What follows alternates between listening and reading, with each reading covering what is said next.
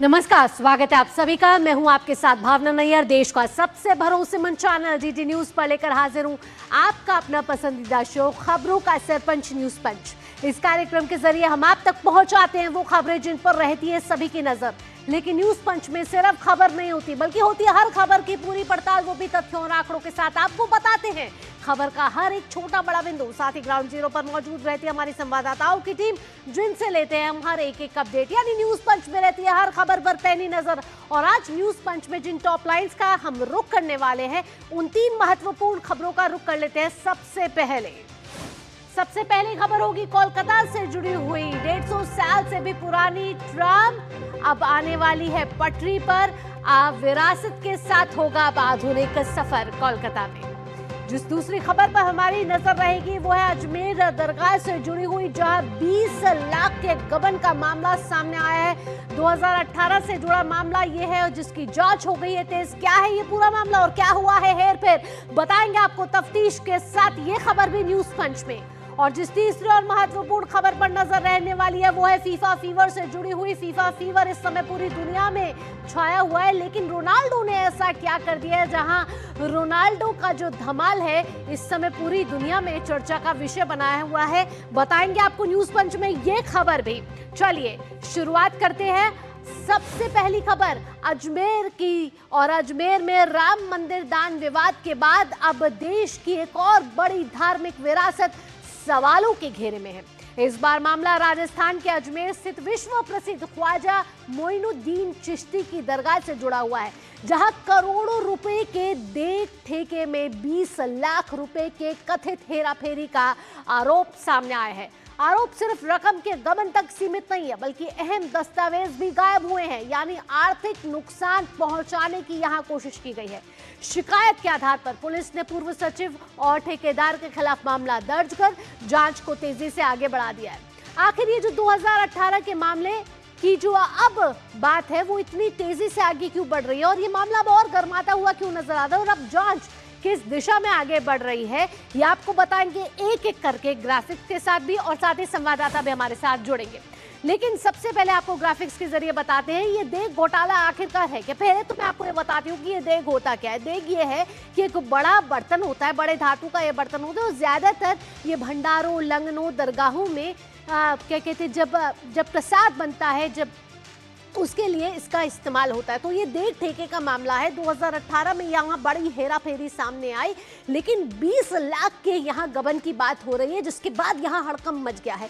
आखिरकार सिर्फ 20 लाख के गबन की यहाँ बात नहीं हो रही, दस्तावेजों से भी छेड़छाड़ होती है। यानी कि वित्तीय अनियमितताओं का यहाँ बड़ा आरोप लगता हुआ नजर आ रहा है। हमने हाल ही में देखा कि राम मंदिर में जिस तरीके से वित्तीय अनियमितताएं आई, उसके बाद अब अजमेर दरगाह का भी यह मामला तूल पकड़ता हुआ नजर आ रहा है। पुलिस ने जांच शुरू कर दी है, जांच तेजी से आगे बढ़ रही है। साथ ही आपको बता दें कि पूर्व सचिव और देग ठेकेदार पर एफआईआर भी दर्ज की जा चुकी है, और इसके बाद केस दर्ज होने के बाद वर्तमान सचिव की शिकायत पर मुकदमा अब जो है वो बढ़ता हुआ नजर आ रहा है। दोनों आरोपियों से पूछताछ जारी है। हर पहलू की बारीकी से जांच हो रही है कि आखिरकार जो दस्तावेज थे जो इस 20 लाख से जुड़े हुए थे, जहां बात हो रही थी 10-10 लाख के चेक की उस समय निकालने की, लेकिन ऐसा क्या हुआ कि यहाँ ठेकेदार के साथ मिलके ही सचिव ने मिलीभगत करके उस 20 लाख की जो बात थी वो आखिरकार कहाँ गई। तो यहाँ 20 लाख के गबन का मामला भी है, और दस्तावेज जो चोरी हुए, दस्तावेजों की चोरी होने के साथ साथ दस्तावेजों के आधार पर जो जांच आगे बढ़ रही थी उसको दबाया गया, वो भी एक बड़ी जांच का विषय है। पुलिस अधिकारी यहाँ पर क्या कुछ कह रहे हैं, हमारे श्यामलाल एएसआई हैं, जिन्होंने इसको लेकर एक बड़ा खुलासा किया है, बड़ी जांच का दावा यहाँ करते हुए नजर आ रहे हैं। क्या कुछ कह रहे हैं आइए आपको सुनवाते हैं। राशि के 20 लाख रुपए बकाया थे, बाकी पैसे दे दिए थे, लेकिन 20 लाख रुपए बकाया थे जो इनको देने थे। इस एवज में इन्होंने एक वचन पत्र और 2 लाख के चेक दिए थे। 20 से 22 में सेक्रेटरी का चार्ज शेख ज्यादा एहतशाम चिश्ती साहब के पास में आता है। उन्होंने ये भरोसा दिया कि मैं उक्त समस्त कार्य पूर्ण कर दूंगा, लेकिन उक्त दोनों व्यक्तियों ने मिलकर संस्था के साथ में धोखाधड़ी करते उक्त 20 लाख रुपए की राशि हड़प कर ली। तो यहाँ आपने एएसआई को सुना कि कई धाराओं के साथ शिकायत दर्ज करी गई है, लेकिन यहाँ मामला है शिकायतकर्ता का जो पक्ष है वर्सेस आरोपी का पक्ष। क्या कुछ कहना है शिकायतकर्ता वर्सेस आरोपी का? शिकायतकर्ता पक्ष जो कह रहा है कि भ्रष्टाचार पर जीरो टॉलरेंस, वहीं आरोपों का कानूनी जवाब देंगे, ये आरोपी पक्ष का कहना है। शिकायतकर्ता ने यहाँ कहा है कि 20 लाख की भरपाई की मांग यहाँ की जा रही है, वहीं आरोपी पक्ष अपना आप को बचाते हुए यहाँ नजर आ रहे हैं। मूल चेक और वचन पत्र की रिकवरी पर जोर, तकनीकी चूक जो हुई है उसको लेकर यहाँ आरोपी पक्ष अपने आप को बचाते हुए नजर आ रहे हैं। तकनीकी चूक या रिकॉर्ड प्रबंधन की बात यहाँ आरोपी पक्ष कह रहे हैं। संस्था के वित्तीय हितों की सुरक्षा की बात यहाँ शिकायतकर्ता कर रहे हैं। वहीं आंतरिक गुटबाजी का जिक्र यहाँ किया जा रहा है कि आंतरिक गुटबाजी है जिसकी वजह से हमारे ऊपर ये आरोप लगाए जा रहे हैं। यही शिकायतकर्ता कह रहे हैं कि दोषियों पर सख्त से सख्त कार्रवाई होनी चाहिए। वहीं आरोपी पक्ष कह रहा है कि जांच में सफाई और सच्चाई के बाद मामला पूरी तरीके से साफ हो जाएगा। साथ ही साथ यहाँ जांच में सच्चाई सामने आने की बात यहाँ आरोपी पक्ष कहता हुआ नजर आ रहा है। तो यहाँ देखा कि शिकायतकर्ता जो है वो क्या शिकायत कर रहा है, वहीं आरोपी जो पक्ष है वो अपने आप को बचाने के लिए क्या कुछ सफाई देता हुआ नजर आ रहा है। आइए अब आपको ये पूरा मामला समझाते हैं। ये उर्स के ठेके से जुड़ा मामला है, साल 2018 से जुड़ा हुआ ये मामला है।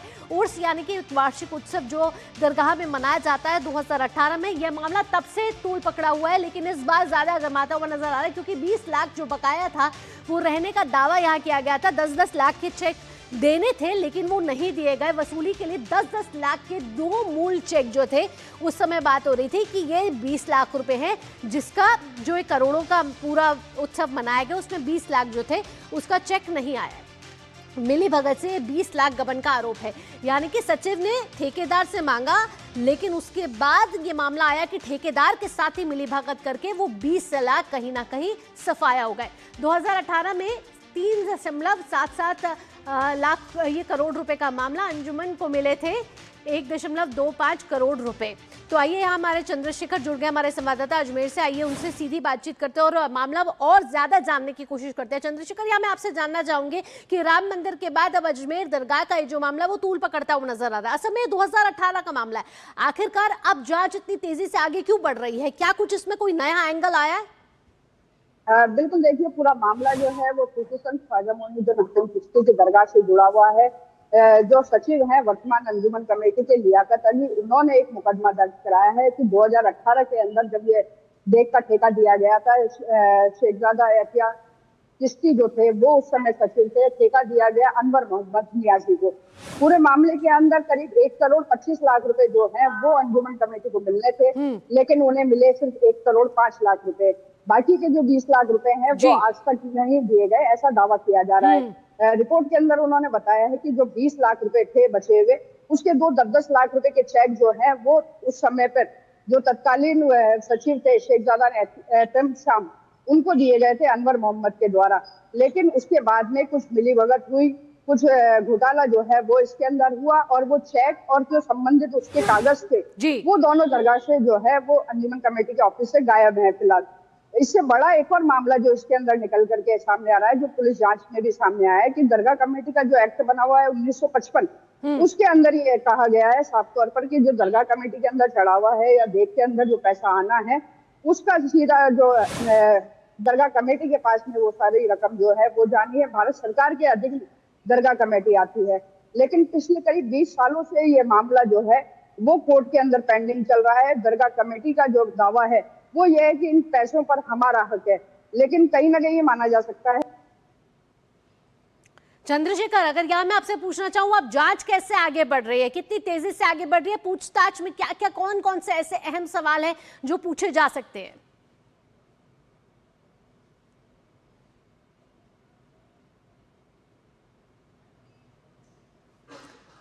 तो हमारे संवाददाता चंद्रशेखर हमें बता रहे थे कि अजमेर दरगाह से जुड़ा ये देख घोटाला है। 2018 के उर्स के ठेके से जुड़ा ये विवाद है जिसमें 20 लाख बकाया रहने का दावा है, शिकायतकर्ता का कहना है। वहीं आरोपी पक्ष कह रहा है कि अंदरूनी खींचतान की वजह से ये सब फंसाया जा रहा है। लेकिन यहाँ 2018 में जो 10-10 लाख की वसूली का चेक था वो अभी तक नहीं मिला है, यानी 20 लाख की वित्तीय अनियमितताओं का ये पूरा मामला है। हमारे संवाददाता बता रहे थे कि किस तरीके से जांच अब तेजी से आगे बढ़ रही है। 2018 में उर्स में जो एक उत्सव मनाया गया उसमें करोड़ों खर्च हुए। करोड़ों खर्च होने के बाद जो 20 लाख रुपए आने थे, जो सचिव ने ठेकेदार से मांग की 10-10 लाख रुपए के 2 चेक की, वो आज तक नहीं मिले। और उसके बाद ये दावा किया गया कि वो जो पूर्व सचिव थे और ठेकेदार थे उसने मिली भगत के साथ दस्तावेज भी गायब किए जो 20 लाख से जुड़े हुए थे। साथ ही साथ जो 20 लाख था वो भी कहीं ना कहीं आज तक नहीं मिल पाया है। ऐसे में पुलिस यहां जांच कर रही है और पूछताछ जारी है, सचिव के से भी, जो पूर्व सचिव है, और ठेकेदार से भी। यानी अब मामले के साथ कड़ियां भी मिलाने की यहां पूरी कोशिश की जा रही है। तो अजमेर दरगाह से जुड़ा हुआ मामला हमने देखा कि कुछ दिन पहले अयोध्या में राम मंदिर से जुड़ा भी वित्तीय अनियमितताओं से जुड़ा मामला सामने आया था। उसके बाद अब राजस्थान के अजमेर से जुड़ा ये मामला सामने आया है। यहाँ रुकेंगे एक छोटे से ब्रेक के लिए, लेकिन ब्रेक के बाद जब लौटेंगे तब आपको बताएंगे कि विरासत के साथ कैसे मिलने वाला है कोलकाता को आधुनिक सफर। ये सब इस छोटे से ब्रेक के बाद आप जुड़े रहिए न्यूज पंच के साथ।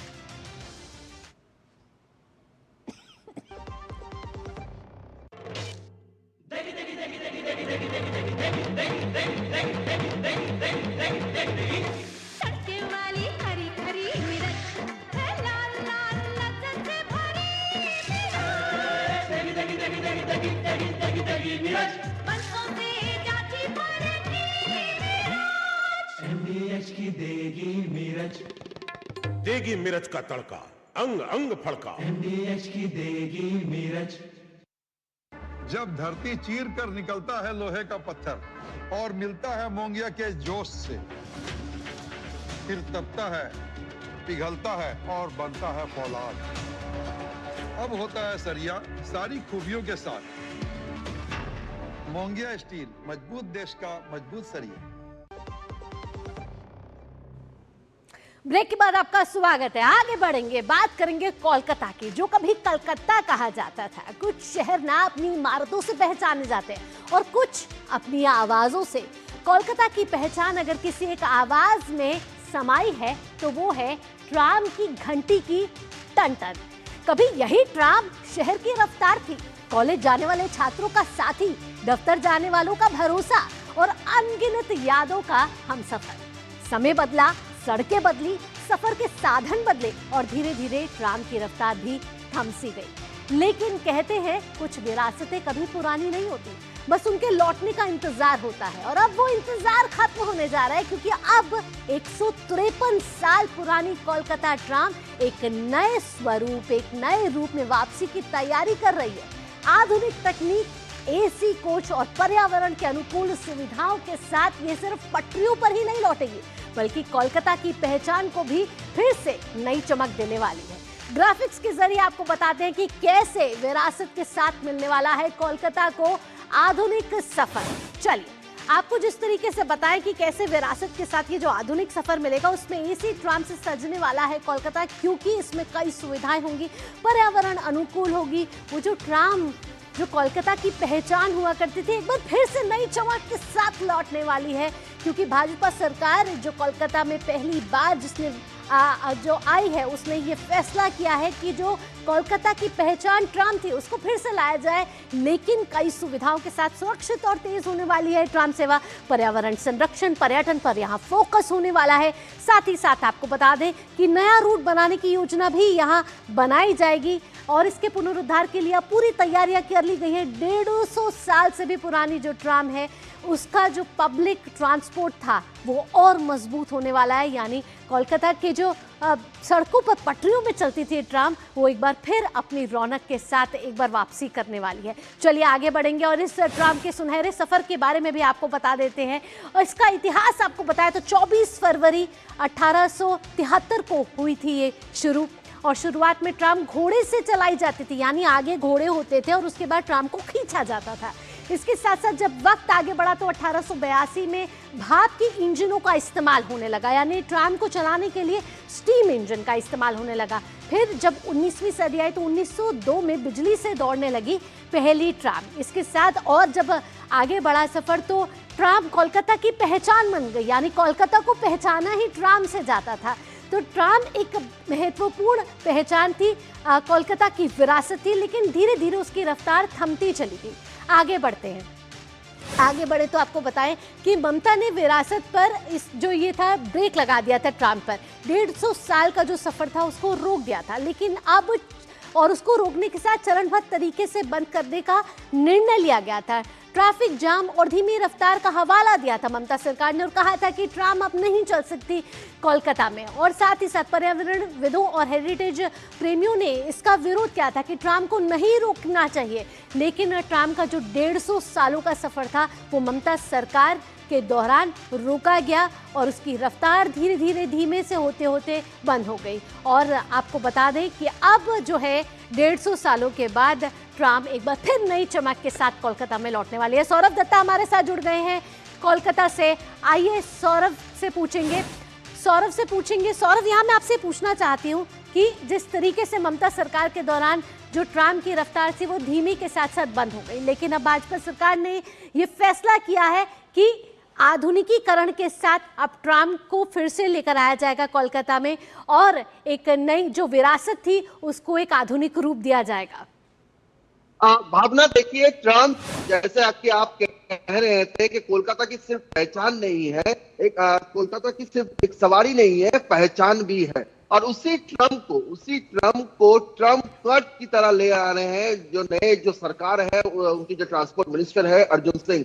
जो पुराने जो लाइन थे सिर्फ उन्हीं रूटों पर नहीं, उसके साथ साथ जो कोलकाता के नई सिटी माने जाते हैं, न्यू टाउन, सॉल्ट लेक, वहां पर भी ट्राम को ऑस्ट्रेलिया और फ्रांस के जो टेक्नोलॉजी यूज होते हैं उस टेक्नोलॉजी के यूज करके ट्राम को ले आने का एक प्लान बना रहे हैं ट्रांसपोर्ट डिपार्टमेंट।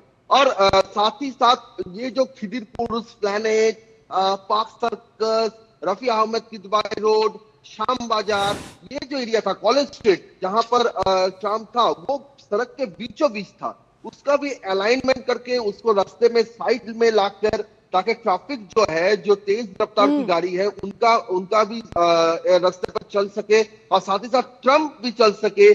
कोलकाता की पहचान को लेकर उसी की योजना बनाया जा रहा है। लेकिन ऐसा क्यों था कि ममता की सरकार में ये जो ट्राम थी उसको रोका गया, चरणबद्ध तरीके से उसकी रफ्तार पर ब्रेक लगाया गया? ऐसे क्या कारण थे जो ममता सरकार कहती थी जिसकी वजह से ट्राम जो थी वो रुक गई थी कोलकाता की पटरियों पर?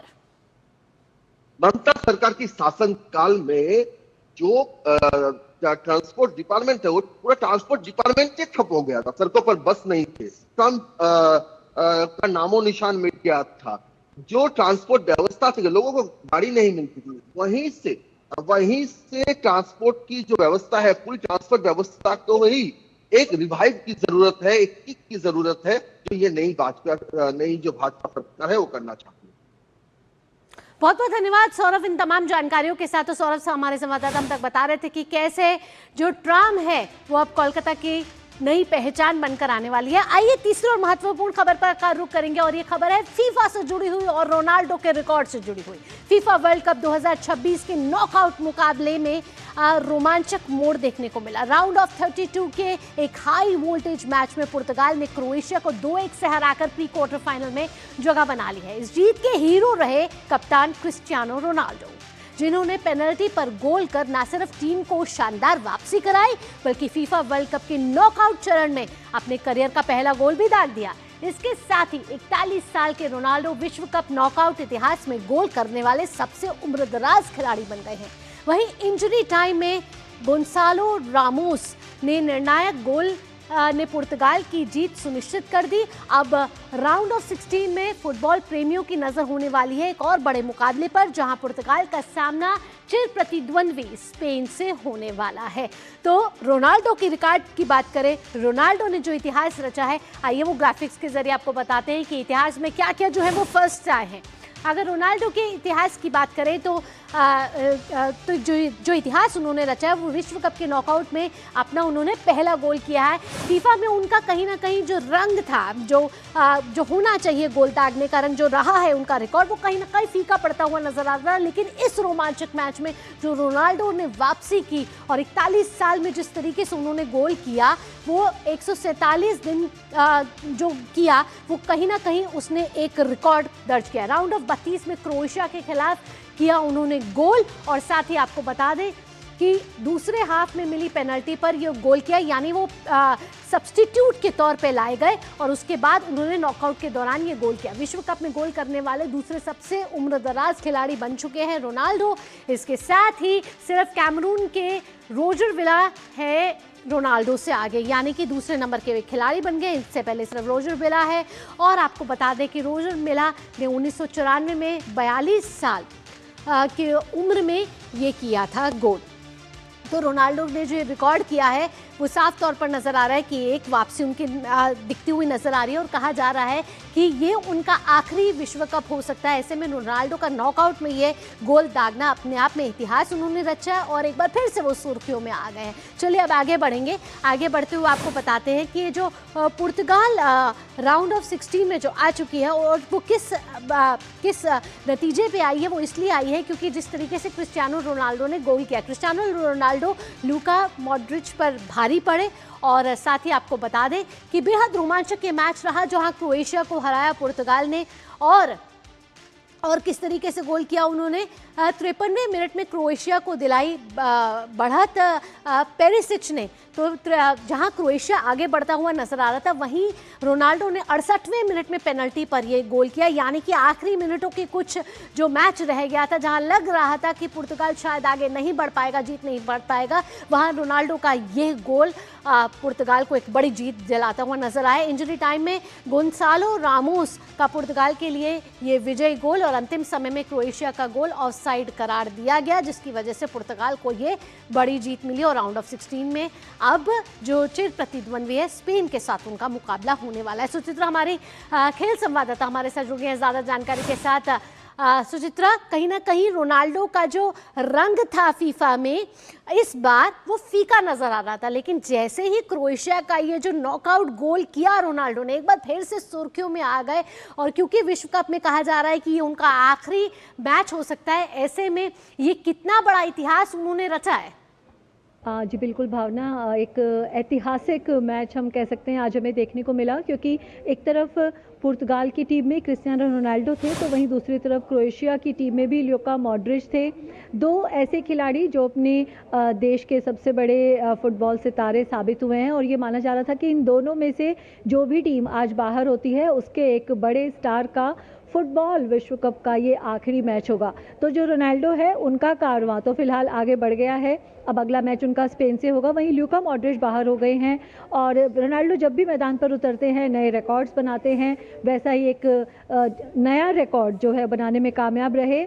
आज जो उन्होंने गोल किया पेनल्टी पर, जो दूसरे हाफ में उन्होंने गोल किया था, वो विश्व कप के किसी नॉकआउट मुकाबलों में उनका पहला गोल रहा। हम जानते हैं कि रोनाल्डो भले ही विश्व कप में कितनी बार खेलने का रिकॉर्ड बना चुके हो, लेकिन विश्व कप आज तक वो जीत नहीं पाए हैं, क्योंकि फुटबॉल एक टीम गेम है, तो एक पूरी टीम का आपको सपोर्ट चाहिए होता है, जो कि शायद नहीं मिल पाता रोनाल्डो को, इसीलिए वो कभी विश्व कप की ट्रॉफी नहीं जीत सके हैं। और आज उन्होंने विश्व कप के नॉकआउट मैच में अपना पहला गोल किया, और नॉकआउट मैच में गोल करने वाले वो सबसे उम्र दराज खिलाड़ी बन गए। देखिए, जिस उम्र में खिलाड़ी रिटायर हो जाते हैं, ये सवाल भी पूछा गया था पुर्तगाल के कोच से कि क्यों वो इतना भरोसा जता रहे हैं रोनाल्डो के ऊपर, 40 साल से ऊपर के खिलाड़ी को लगातार वो पिच पर क्यों उतार रहे हैं। लेकिन जो कोच हैं वो लगातार उनका बचाव करते दिखे थे, उन्हें पूरा भरोसा था रोनाल्डो पर, और आज आखिरकार रोनाल्डो उस भरोसे पर खरे उतरे, उन्होंने वो गोल भी किया। और उसके बाद जब सब्स्टिट्यूट हुए तो उनके ही जो सब्स्टिट्यूट थे रामोस, उन्होंने ही आकर विजयी गोल यहाँ पर किया पुर्तगाल के लिए। लेकिन मैच के बाद मैं बताऊँ आपको कि एक भावुक क्षण भी देखने को मिला जब पुर्तगाल की टीम ये मैच जीत गई थी। तो रोनाल्डो ने पुर्तगाल के जो खिलाड़ी थे डियोगो जोटा, जिनकी कुछ समय पहले कार दुर्घटना में जिनका निधन हो गया था, उनकी जर्सी पहने रोनाल्डो नजर आए, उनकी आंखों में आंसू थे और पूरी टीम ने मिलकर जोटा को श्रद्धांजलि दी और ये जो जीत है ये जोटा को समर्पित की। तो दिखाता है कि रोनाल्डो एक अच्छे खिलाड़ी तो हैं ही, लेकिन किस तरह से उन्हें बिल्कुल एक बेहतरीन खिलाड़ी है रोनाल्डो और कई जी। विश्व कप में वो खेले हैं। हालांकि जीत यहाँ दर्ज नहीं करा पाए, लेकिन ये नॉकआउट गोल कहीं ना कहीं उनको राउंड ऑफ 16 में पुर्तगाल को लेकर जा चुका है। अब देखना होगा जब स्पेन के साथ मुकाबला होगा तो किस रणनीति के साथ रोनाल्डो यहाँ उतरते हैं। फिलहाल सुचित्रा तमाम जानकारियों के साथ आपका बहुत बहुत धन्यवाद। इसी के साथ न्यूज पंच में फिलहाल इतना ही। देखते रहिए आप GG न्यूज। दीजिए अनुमति, फिर से आपके साथ मुलाकात होगी दोपहर 2 बजे। नमस्कार।